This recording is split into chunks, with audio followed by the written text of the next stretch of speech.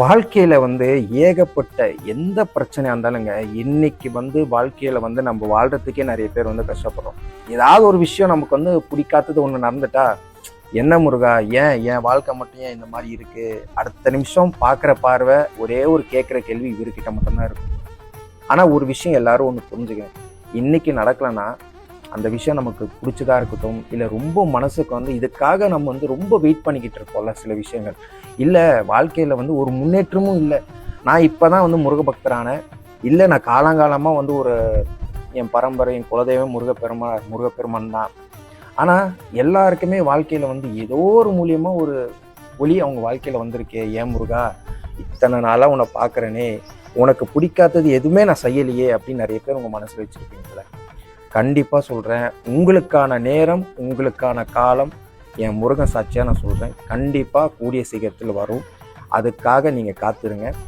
அந்த காலம் அந்த நேரம் நீங்கள் ஒரு முருகன் கொடுத்த நேரமாக அந்த காலம் இந்த வாழ்வு என் முருகன் எனக்கு கொடுத்துருக்கான்னு சொல்லிட்டு அந்த வாழ்க்கையை நீங்கள் உண்மையாக எந்த விஷயம் உங்களுக்கு எதெல்லாம் நீங்கள் நினச்சது நடக்கலையோ அந்த நேரத்தில் அந்த வாழ்க்கை கண்டிப்பாக உங்களுக்கான நேரம் வரும்.